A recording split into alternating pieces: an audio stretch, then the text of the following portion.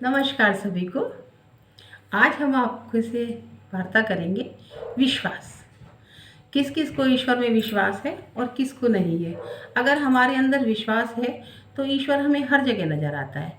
ऐसी एक छोटी सी लघु कथा है, किसी लेखक ने बहुत ही अच्छे शब्दों में लिखा है कि एक भक्त था। वो बहुत ही पूजा करा करता था, और पूजा वो दीप जला करके, तिलक लगा के, चंदन लगा के नहीं करता था। वो मन से हर समय अपने ईश्वर का ध्यान रखता था और अपने कार्य में भी व्यस्त रहता था। एक समय की बात है, भगवान ने देखा कि कुछ भी काम करता है ये, तो इसके ध्यान में मेरा ही नाम रहता है, हर समय नाम धुन में लगा रहता है।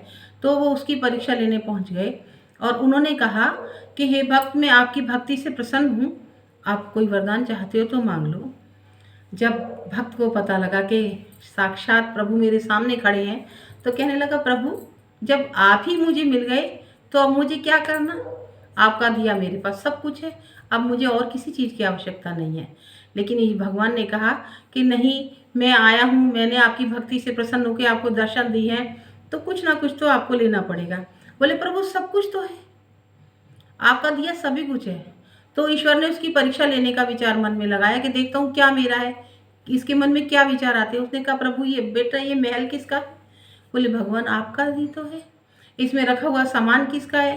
प्रभु ये सब आपका है। भक्त ने कहा, भगवान ने कहा, ये दरवाजे पर जो गाड़ी खड़ी है ये? बोले, प्रभु आपकी है। ये बच्चे?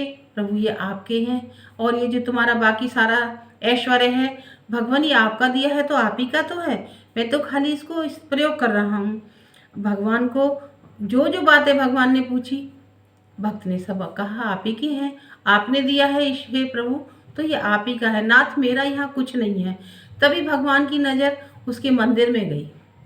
उन्होंने कहा, भक्त ये जो मूर्ति रखी है वो किसकी है? अब भक्त की आंखों से आंसू आने लगे और वो कहने लगा, प्रभु आपने सभी कुछ दिया है, सब कुछ आपका है, लेकिन ये मेरी मूर्ति जो है ये मेरी है।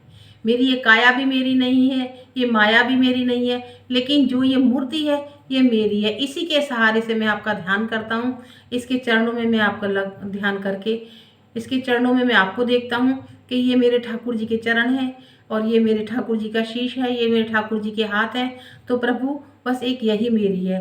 और जब ऐसा कहा तो भगवान बहुत प्रसन्न हो गए और उसको एक बहुत अच्छा सा वरदान देकर कहा, तुम सदा खुश रहो और आपके घर में ऐसे ही ऐश्वर्यशाली संतान आएगी। तो एक भक्त का भगवान में विश्वास है। अगर आपका विश्वास है तो आपको सब कुछ मिल जाता है, और अगर छोटी छोटी से कष्ट में आकर के आपका विश्वास हिल जाता है तो आपको कभी सफलता हाथ नहीं मिलती। अगर ये इस कथा के माध्यम से जो शब्द कवि ने लिखे हैं आपको पसंद आए हों तो मेरे चैनल को लाइक कीजिए, शेयर कीजिए और सब्सक्राइब कीजिए।